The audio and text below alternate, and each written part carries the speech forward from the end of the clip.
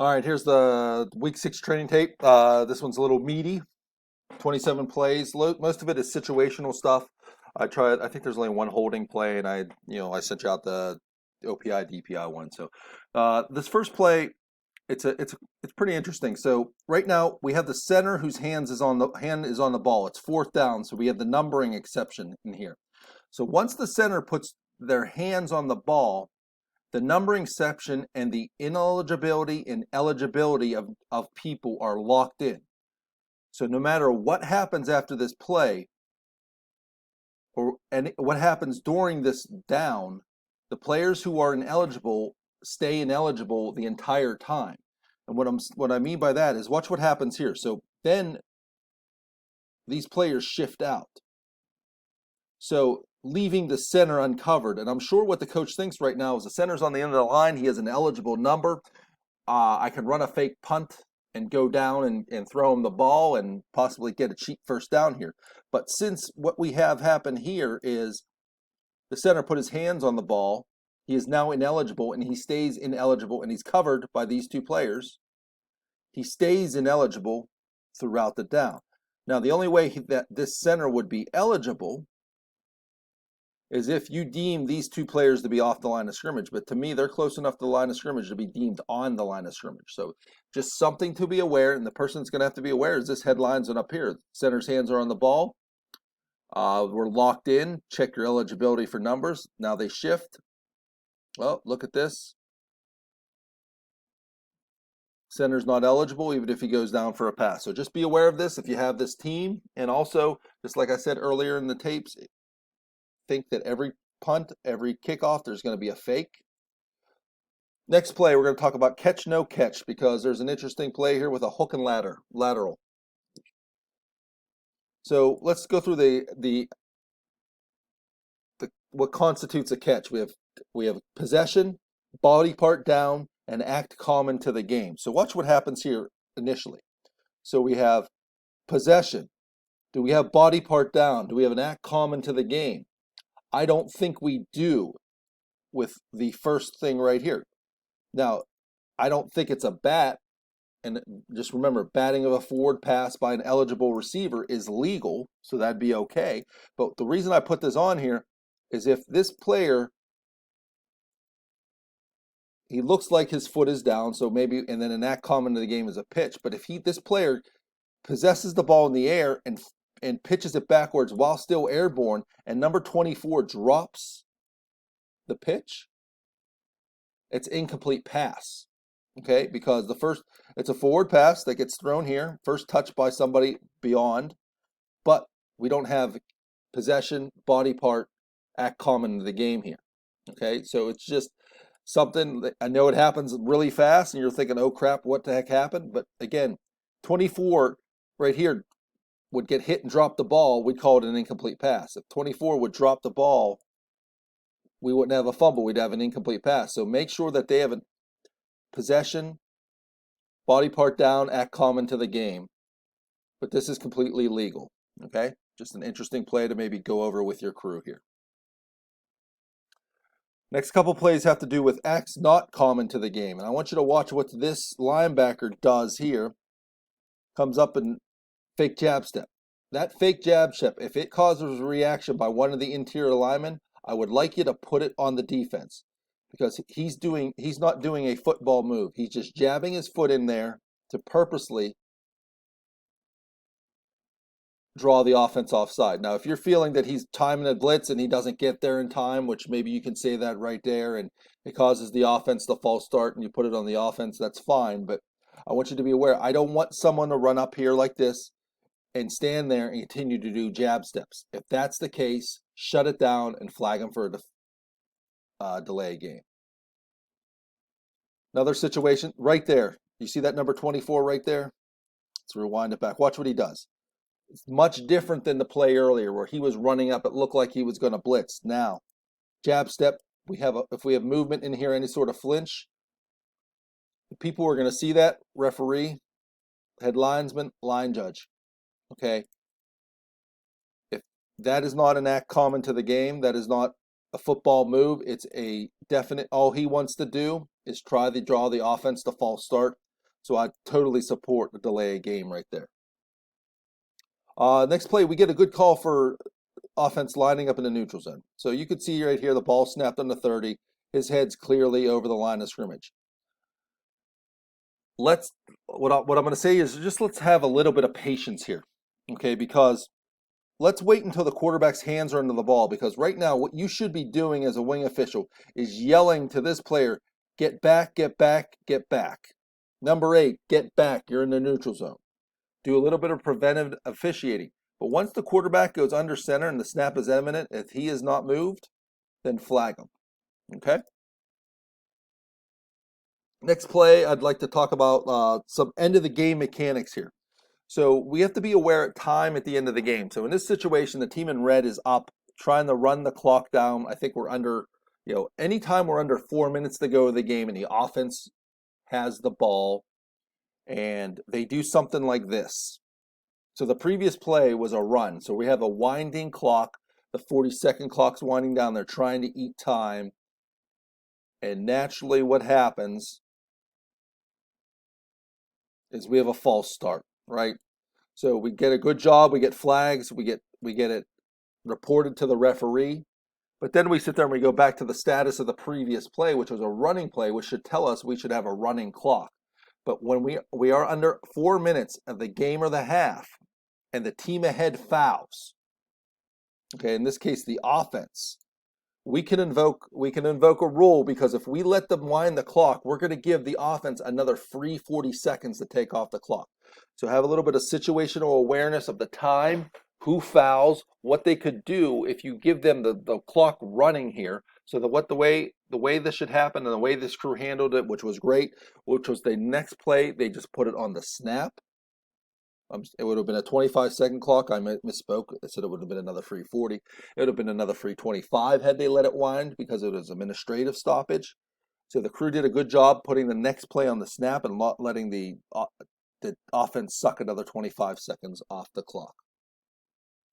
Next, we're going to get into some unnecessary roughness penalties here. So like I said, know your eligibles, right?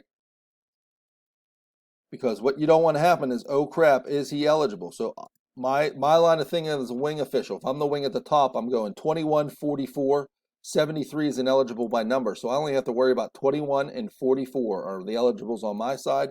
Down here, I sit there and I look at the number and I look at the eligible number on my side and I know who it is, because he goes out for a pass, gets thrown, catch, and gets knocked down. Not a real forcible knockdown, but an unnecessary knockdown. And I'm fine with the flag here for an unnecessary roughness. Had the hit been more timed with the catch of the pass, then we'd let it go. But this was totally unnecessary knockdown, and good job called for unnecessary roughness. Next play, we're going to look at the second wide receiver from the top here. And this is where we got to be good dead ball officials. We can't relax once the play's over. So we have the play over right here. And I'm sorry, we're looking at number 24 right here on the defense. Watch what happens here. Shove over the pile. Number 25, I'm sorry. I'll get it right one of these times. So who can see this, right? Umpire, who's standing back here, probably can get a look of it. The head linesman, who's possibly thinking, oh, I just got the spot. Well, the spot's important, but at this point, I know where the spot is. Maybe you'll see that knockdown over the pile. And the other person, maybe the referee who's coming in and cleaning up and doing that too. Don't let players just knock people in the back over the pile right there. It just creates ill will, and it creates problems for you later in the game.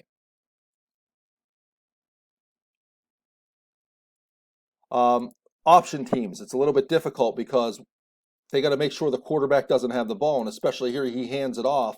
But you have to, I'm going to tell you referees, don't leave that quarterback too soon, okay? So after he hands the ball off, is that knockdown necessary? Okay, to me, number 11 knows that the quarterback doesn't have the ball. He just punishes him from behind unnecessarily. I would be totally fine if, in this case, with that knockdown, you threw a flag for unnecessary roughness, because it's not really warranted. Had he hit him, wrapped his arms around him, and held him up, we're fine. But, I know we run a fine line with the defender knowing whether the quarterback has the ball or not. I think the defender knows at this time the quarterback doesn't have the ball and would be perfectly fine for unnecessary roughness there. Play number 62. This is one where I think the defender times the play real quick. So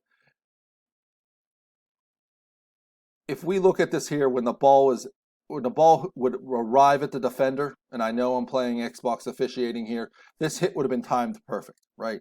And I know this hit is vicious, and I know this hit is from behind, but I don't know if we reacted because of this guy putting his hands up and screaming at you. Did we react because this is a high intensity game, which two rival teams?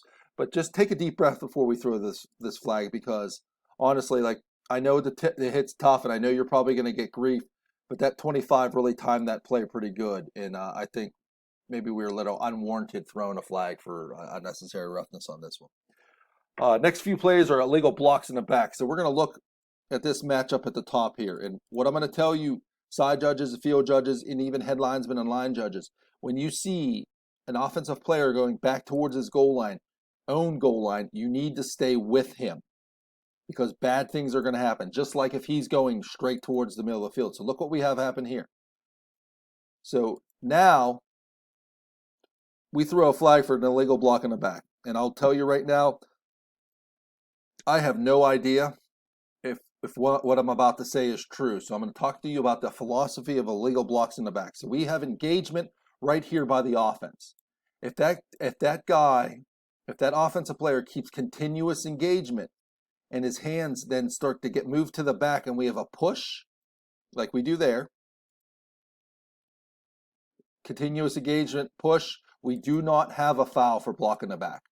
However, if we deem that this blocker disengages and then re-engages with a push, then we have a block in the back there, okay? This next play, we're going to look at, again, the wide receiver at the top. Again, side judge, field judge, that's your key. When he goes back towards his own goal line, there's problems, right?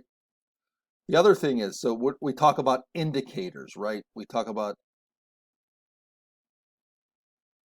So the indicator right here is this blocker is beat by this defender. Now we have to deem the next hit. Is it in the side or in the back? To me, most of that force is in the back, and he pushes him on through. That'd be a good call for a block in the back. Now, I'm sure that this head linesman has a better view than I do at this point. He may have thought that the block was in the side, which is fine. I just want you all to see this block, okay? I trust your judgment to be able to get this right. At this point, the runner is not threatened. We should have that eye there. We should have those eyes there. Two people should be able to see that block, whether or not it's in the back or not.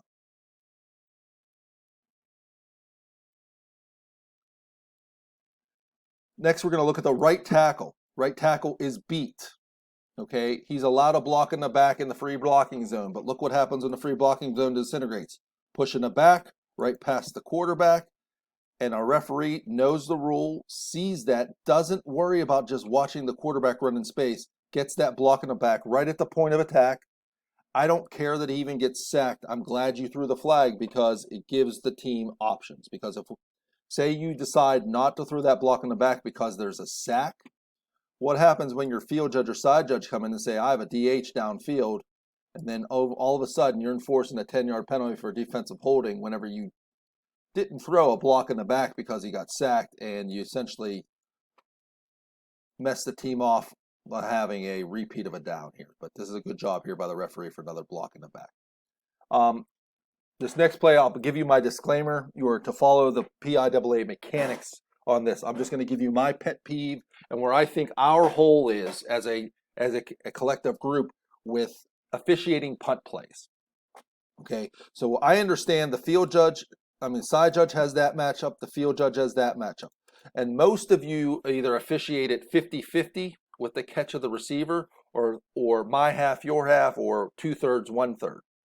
What I'm seeing here, and and the reason we're missing these fouls is because of, not because we are not able to distinguish what a block in the back is. It is because our mechanics fail us and don't allow us to get to be in a proper position to get a block in the back. Okay, so we're going to look at the matchup at the top here, and this is what I'm seeing happening. So we have a punt that goes up here. So what's happening here is this side judge, who's responsible for that player right there, is leaving that player because he's got to officiate this catch that's out in space. Worry about a fair catch signal, worry about, you know, whether he possesses the ball, whether the kick's ended, whether it's a muff. But what ends up happening is while we take our eyes off of our gunner and no one follows that gunner, watch what happens to the gunner. Poop! Pushed right in the back, past the runner. And it's not much of a push, but it's enough to push him past the runner, right there. That's just enough that what we needed. So I've talked to a few other field judges and side judges about this. To me, if you're the field judge down here, you can officiate this catch and your gunner at the same time, because the likelihood of this gunner getting there, and by the time he gets there, that catch has already happened, and you transition from that catch back to your block, allows this guy to continue to officiate that matchup and get that block in the back. Because when that block in the back happens is right when that side judge throws his beanbag, okay? Which tells me he's watching the catch like he should in the mechanics, but it makes it very difficult for you all to get the fouls, and the important fouls, I'll say, right at the point of attack. All right, another block in the back. We're going to look at the top of the screen around the 37-yard line. And this one's a little tough to see, I know, but so I can't tell if it is or isn't. But right here, we get a little shove in the back, it looks like, right at the point of attack. And I'll say this one's a little bit tough to get because it's right in our hole of our coverage. So we have our head linesman, line judge moving out. We should have our referee who's moving up the field, getting behind the runner. He may be able to see it. It's a long throw for him. It's a long throw for this head linesman here. The side judge probably may not see it. Maybe the umpire can see it through this hole, but he's got a lot of traffic to go here. But what I'm saying is, I'm just showing you an example of looks like a block in the back that's pushed right in the middle of the back, right at the point of attack. All right, intentional grounding mechanics. So let's watch this play. Quarterback drops back, throws it. There's no one within the zip code. And this guy is not in the area because the ball lands right here. Okay, that's a little bit too far. So how do our mechanics work? If our line judge or our field judge are paying attention, the moment they see this ball get thrown like this, they're booking, they're signaling incomplete, and then they're beelining right to the referee. And what's the referee doing? The referee has a good sense that he's just chucking this ball right here, right? So the referee is going to run up right around in here and realize, well, he's chucking the ball. Something doesn't seem right. And he's going to stand right at the spot and wait for one of these two players, the line judge or the field judge, to come in and say, I had no one in the area. When he says I have no one in the area, then the referee's already at the spot of the foul, drops the flag, intentional grounding, offense number 4, announce the penalty, lost it down, and we play on. Referee comes up here and somehow there's somebody in the area, then the line judge or the field judge either points to the receiver in the area, gets on the 020 and say 24 was in the area. Then you don't have anything. But referees have that sense and feel whenever you feel the quarterback's going to dump it off and run up to the spot to maybe help you out. Here's another situation where I just threw this in here to talk about. So we have a play here, and looks like there's no one in the area here. Okay. To me, so the quarterback is getting hit. It's not high, it's hard, it's not late. So as you can see here, the quarterback starts his throwing motion before the ball is hit. And that's important because he is no longer in control where the ball goes. So he starts his throwing motion, the ball goes. And it's a little bit, you saw the play from last time. It goes over this guy's head. Is he in the area? Not really. But since he had started his throwing motion prior to getting hit by this defender, all bets are off with intentional grounding, okay? So the ball could flutter and land right here forward, and this guy could be down here. We're not going to call intentional grounding because the quarterback started throwing the ball before he got hit. Now, if he gets hit, then tries to chuck the ball, then we get technical with intentional grounding because he's really trying to avoid a sack and save yardage at that point. Okay? Any questions on that, please let me know. Chop blocks here, left guard and the center. And for a couple teams that runs options, we have misassignments here. But what I want to talk to you about chop blocks is we definitely have a low block by the center, but watch the guard here. Okay, let's make sure there's engagement by the guard to block the person being with the low portion. Because in this situation, I think the guard is trying to get to second level. And when they're trying to get to the second level, if they brush against the guy getting the low block, that is not a true chop block. We want true high-low engagement with intention here, not with a brush to get to the second level here. So with umpires, when you see that, or even referees, just make sure that you take a deep breath and make sure that the person doing the high block is actually trying to block that defensive lineman and not trying to get out to the second level here. I put this one holding call in here to illustrate a no call. So number 2 receiver goes down, and you'll see him right here. So what do we have here? We have kind of an indicator and a half. We have an outside grab, and the defender is starting to beat the wide receiver to the outside. So if you can say it with me, the only thing the defender can do is start driving his feet and taking him where he wants to go. And what does the defender do? Drive his feet and takes him where he wants to go. And that is a good job not calling holding there. I know he wants it, but he just drives his feet. And that's just good blocking, good technique right there. And that's a good job not calling holding. Okay, reverse goal line mechanics. I understand that you have your reverse goal line mechanics from the 5 in, but we have to have, again, situational awareness, goal line awareness in a situation like this. So we're snapping the ball, it looks like from the yellow line, so maybe the 6 or 7 yard line here.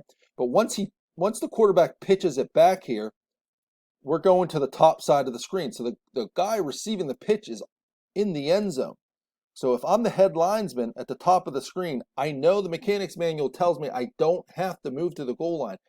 But good situational awareness tells us I need to start working my way back to the goal line because I'm the only one who's going to be able to tell whether the entire ball gets outside the goal line or not. Okay, so as the head linesman, when you see the situation, it's come to the top of the screen, or even if you're the line judge at the top of the screen, get back to the goal line and start officiating this play from there. Because look what happens here.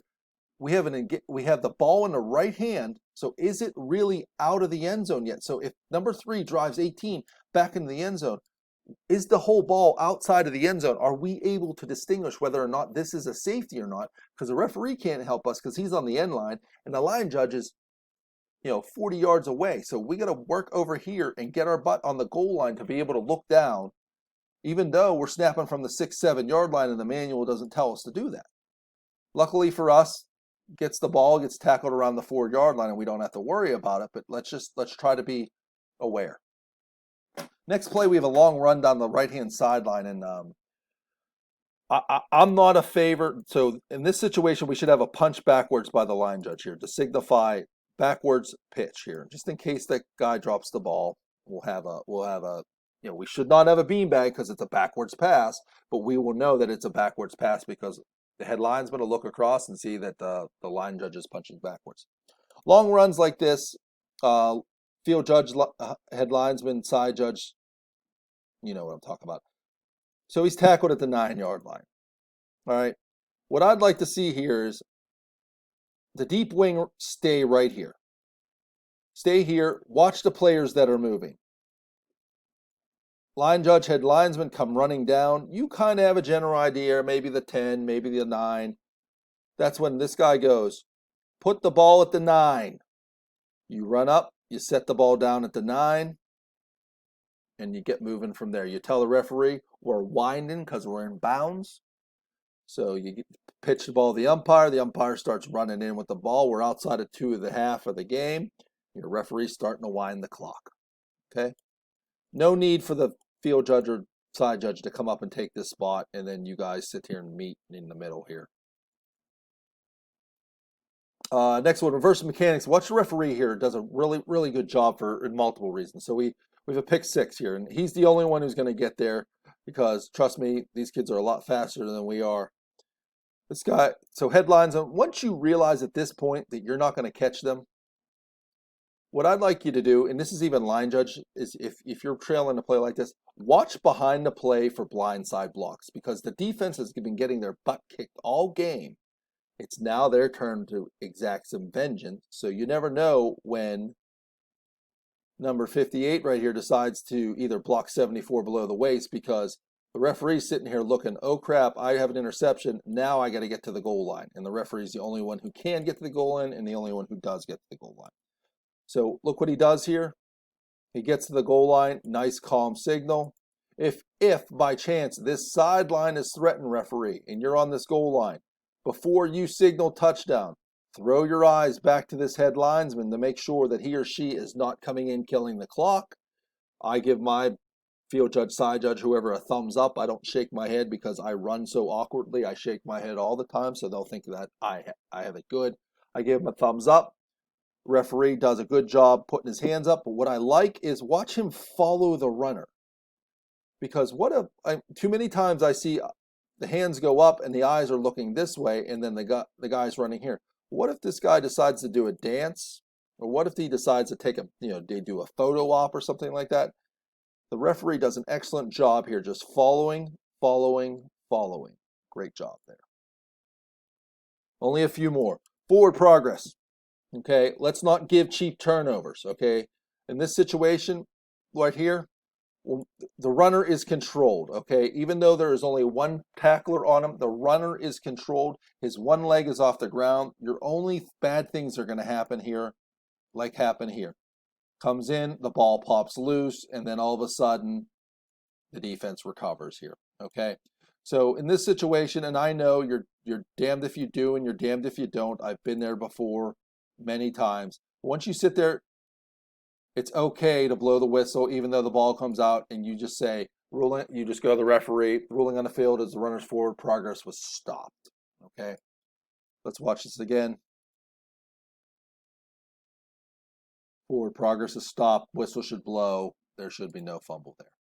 Another forward progress play.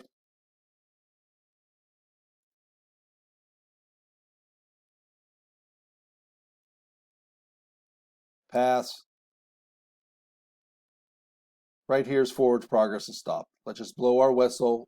And this is where, look at where the head linesman's standing here. We should not be working on the field. We should be working in the middle of the white. What should happen here is we should still be standing here. And what happens here is when we have forward progress, this is where our line judge is going to come up and he's going to put his hand up and he's going to walk out to the numbers and put his hand up and say, I have the spot right at the 35. I have the spot. And head linesman, whenever you blow the whistle for forward progress, you're going to pick up your head and you're going to look across the field and you're going to square up right with your line judge and it's going to look super. Okay. Right here, and this is just a little, anytime you start a series on a big line, you always start the series on the back of the line. We should never, ever have a measurement when we start a series on a big line, okay? Umpires put it on the back of the line because the moment you get to umpires, you put it on the front of the line here. Because the moment you get to the front of the 35, we know we have a first down. We should never have to measure when we have big lines. The reason I'm telling you this is because look at fourth down here. Now, granted, we had a change in quarter, which adds, I can go on a 20-minute rant about the inaccuracy of chains and how it's all about where the chain guy sets it, he moves back, then all of a sudden the clip guy decides, oh, I have to pick between 3 links, and he picks one link, and then you're sitting there using all of that to stretch out the chains when the chains may not even be 10 yards anyways, or the field may not be even marked properly. So look what happens here. The ball's on the front. of the line on the line, which we should have a first down. But what happens here? Look what happens when we stretch out the chains. We're short. Always start the series on a big line on the front side of the line so that you never have to do something like this. Okay? Spiking the ball. Those who have watched some of the college games this past weekend know that this can cause us a headache. And look, with 33 seconds to go in the half, and the offense has one timeout remaining, which is very precious to them right here.